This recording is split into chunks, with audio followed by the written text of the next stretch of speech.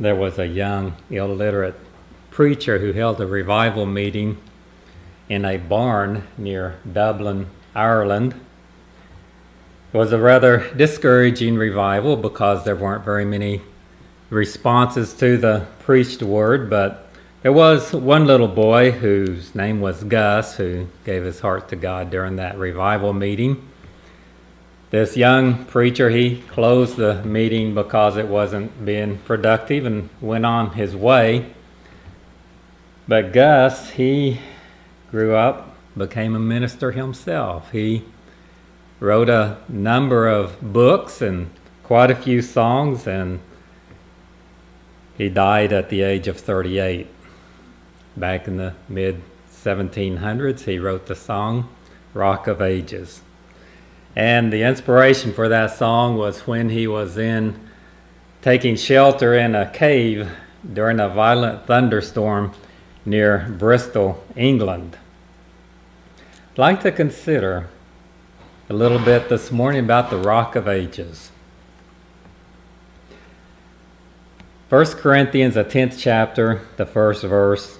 Moreover, brethren, I would not that you would be ignorant, how that all our fathers were under the cloud and all passed through the sea, and were all baptized unto Moses in the cloud and in the sea, and did all eat the same spiritual meat, and did all drink the same spiritual drink, for they drank of that spiritual rock that followed them, and that rock was Christ. It's very comforting to read about the rock, Christ. I am particularly struck in this particular text about how it says that that spiritual rock followed them. You know the story of the children of Israel, how they wandered in unbelief and in complaining through the wilderness. But it says that spiritual rock followed them, and they all drank from that same spiritual rock. What a wonderful God we have, who will always be there when we need Him. When we call upon Him, He will be there to help us. Let's go back into Exodus and notice a little bit of the history of the children of Israel. Exodus, the 33rd chapter and the 12th verse, we have Moses. You remember the story of Moses, how that he led the children of Israel out of Egypt, and they dealt with the Egyptian army. They dealt with the elements of nature and all the things that would prevent them from coming up out of the land of bondage. And then when they got on the other side of the Red Sea, we find Moses went up into the mountain to receive the 10 Commandments from God. And when he came back down, he found the children of Israel worshiping a golden calf. And Moses was very disheartened. Very disheartened. He had to have a little talk with God. And we find in Exodus, this 33rd chapter, beginning at the 12th verse, Moses is talking to God about all of the things that had happened. It says, And Moses said unto the Lord, See, thou sayest unto me, Bring up this people, and thou hast not let me know whom thou wilt send with me. Yet thou hast said, I know thee by name, and thou hast also found grace in my sight. Now therefore, I pray thee, if I have found grace in thy sight, show me now thy way, that I may know thee, that I may find grace in thy sight, and consider that this nation is thy people. And he said, My presence shall go with thee, and I will give thee rest. And he said unto him, If thy presence go not with me, carry us not up hence. For wherein shall it be known here, that I and thy people have found grace in thy sight? Is it not in that thou goest with us? So shall we be separated, I and thy people, from all the people that are upon the face of the earth. And the Lord said unto Moses, I will do this thing also that thou hast spoken, for thou hast found grace in my sight, and I know thee by name. And he said, I beseech thee, shew me thy glory. And he said, I will make all my goodness pass before thee, and I will proclaim the name of the Lord before thee, and will be gracious to whom I will be gracious, and will show mercy on whom I will show mercy. And he said, Thou canst not see my face, for there shall no man see me and live. And the Lord said, Behold, there is a place by me, and thou shalt stand upon a rock. And it shall come to pass, while my glory passeth by, that I will put thee in a cleft of the rock, and will cover thee with my hand while I pass by. And I will take away mine hand, and thou shalt see my back parts, but my face shall not be seen. Moses was seeking assurance here. He was reminding God that, you told me to lead these people up out of bondage, and you didn't tell me who you was going to send with me. You didn't tell me everything that was going to happen, but you said, I know you. I know your name, and you found grace in my sight, and lead these people up out. Moses said, I did that, and now we get to this place. And look at what's going on. I don't want to go any further without assurance. I don't want to continue down this path any longer without the knowledge that you're going to go with us over into the Canaan land, because over there we're going to be hated by everyone. Over there we're going to be a separate people. We won't have alliance with anyone over there. Everybody's our enemy. Now you better, let me know. Let me know you're going to go with us. Give me some assurance. Don't we all need that confirmation sometimes? The Apostle Paul, in writing one place, he said, who is able to confirm thee to the end? Sometimes we'll book an airline flight and gets close to time, and we want to make sure that we're going to be able to catch the flight and it's going to be on time. So we get on the computer or maybe our cell phone, and we get over into the airline's website and we confirm our airline flight. It's good to know. It's good to get confirmation. And sometimes in our spiritual life, we need that confirmation. We need to know that God's presence is with us. We need to know that our name is enrolled in heaven. And so we get on our knees and we have a talk with God. And the Apostle Paul said he's able to confirm you. He's able to witness to you through his Spirit that you are my child, that I will go with you. I'll help you in your problems and your needs, and I'll take care of you. And this was Moses saying, Lord, confirm me. Give me that assurance as I lead the children of Israel. And God said, there is a place by me. I like that, don't you? There's a special place by me for you. There is a place where I will put you so that you can feel my presence. It's close to me. I'll put you in the cleft of the rock. And he said, I'll put my hand over the rock. What a wonderful place to be.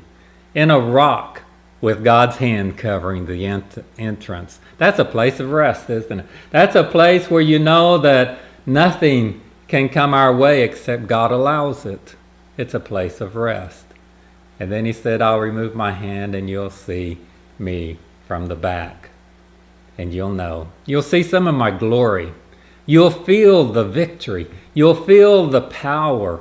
You'll see some of the awesomeness of me. Sometimes God will let us see some of his awesomeness. Let us feel the glory. Let us understand his presence. And he will do that for us to give us that assurance and to confirm us to the end. Rock of Ages. Let me tell you just a little bit this morning about what the Rock of Ages isn't. And then I'll tell you what it is. But here's what it isn't.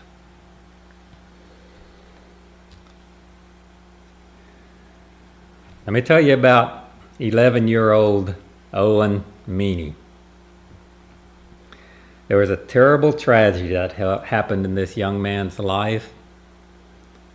Happened at a Little League baseball game when he hit a foul ball, went into the stands and hit his best friend's mother and killed her. Now, that's a terrible tragedy to happen to anyone, but it was something particularly tragic in little Owen Meany's life, because you see, Owen, his father wasn't very well thought of in the town of Gravesend, New Hampshire, and his mother was rather cold and unloving towards little Owen, and Owen was small for his age. His voice was high-pitched and people laughed about it, and he just didn't have a lot going for him in his growing up years. But he had a friend named Johnny Wheelwright, and Johnny was very kind to him, and Johnny's family was very kind to him, especially Johnny's mother, Tabitha. She was warm and loving to little Owen, and she kind of took him in and showed him some special attention. And Johnny Wheelwright's family was just exactly what Owen wanted to be like in his life. And so it happened this way, that during a Little League baseball game, he was at bat, and now usually the coach would tell little Owen, he would say, don't even try to hit the ball, don't swing. Hopefully you'll get walked. And he knew how poorly Owen swung the bat. But in this particular game, they were so far behind in the score that the coach told Owen, said, just swing away, do whatever you want to do. So Owen went in and he swung at the ball, and it hit a high pop foul ball, went into the stands and hit Tabitha in the temple and killed her. And the only way that Owen could deal with this tragedy in his life was to come to the conclusion that he wasn't responsible for that. God did it. He was just, you have to acknowledge that he hit the ball, but he was just a vessel for God, who was the instrument that God used in what happened. And so now perhaps this is a rather comfortable theology to believe in, and this is the way that Owen dealt with it. Now, Owen Meany was a fictional character of John Irving's, written in the story A Prayer for Owen Meany. But yet it brings out a very important fact. What is it to be hidden in the Rock of Ages? Does it mean that tragedy will never strike our lives? Does it mean that everything will be pleasant and good for us, and that God will always prevent difficulties in our life?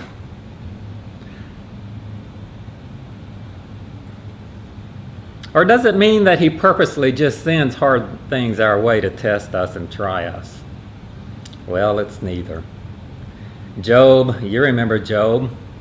God built a hedge around Job, and the devil came and wanted to afflict Job, and God said, okay, I'll let you go so far, but that's all. What the Rock of Ages tells us is the fact that God has a place for us. And God knows everything that comes our way. And he says he won't allow anything to come our way that is more than we are able to bear. He's monitoring these things. It doesn't mean that he prevents the enemy of our souls from tempting us or coming against us in different ways, but it means that he is there at every step of the way. What is the Rock of Ages? Let me read our text again.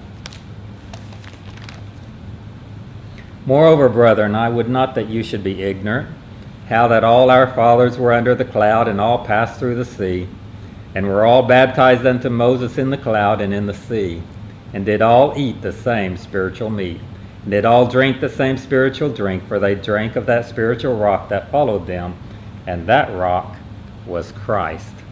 Let's just go back and read the experience this is talking about over in Exodus, the 17th chapter. beginning at the first verse.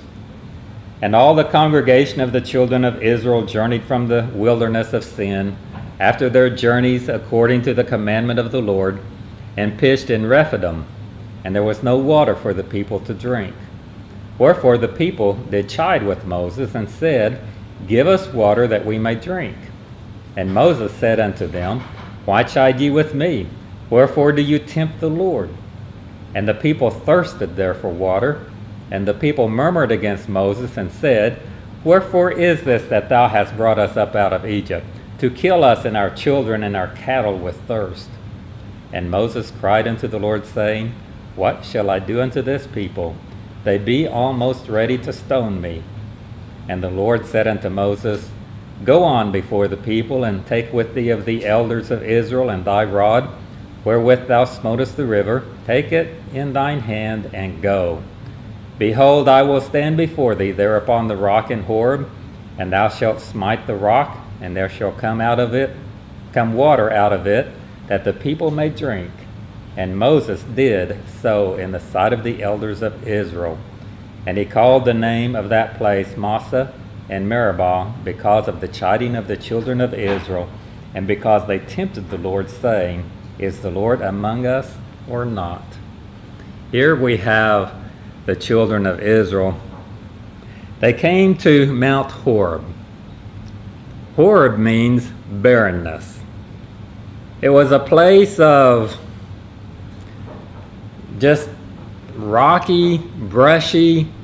You wouldn't have any idea of finding water in such a barren place. And here they were, thirsty in a barren place. Rephidim. They pitched their tents in Rephidim. Rephidim means beds of rest. Both of these terms point to Christ.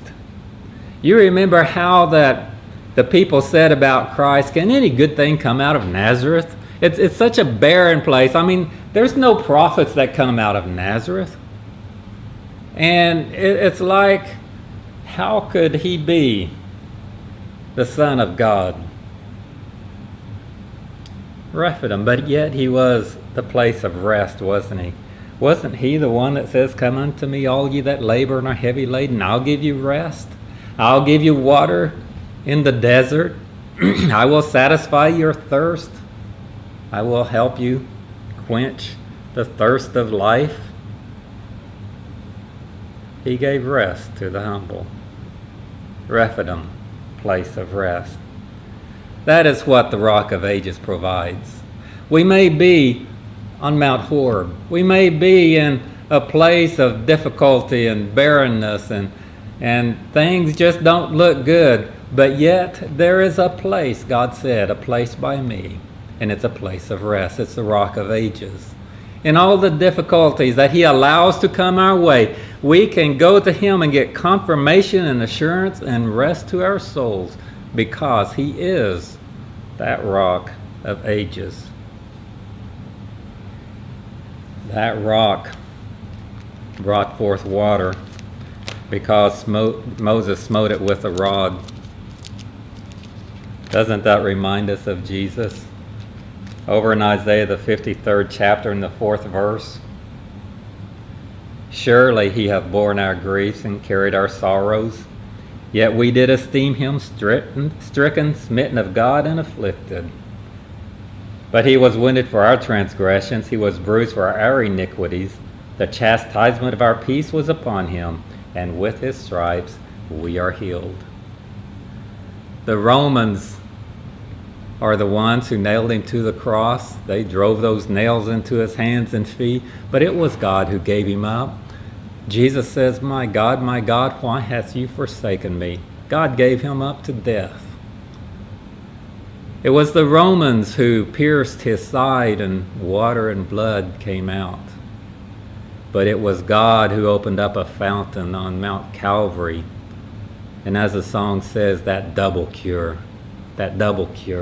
Water. We are cleansed by the water of his word and by the blood of his sacrifice. You talk about a total cleansing. It'll wash away the most difficult stain of sin. It will wash away everything that is unlike God, that double cure, that place of rest from the burden of sin, that place of rest from all the different things that come our way to cause us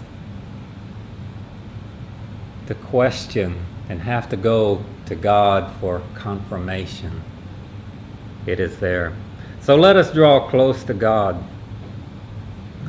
so that we can hide ourselves in the Rock of Ages, that place of rest. Amen.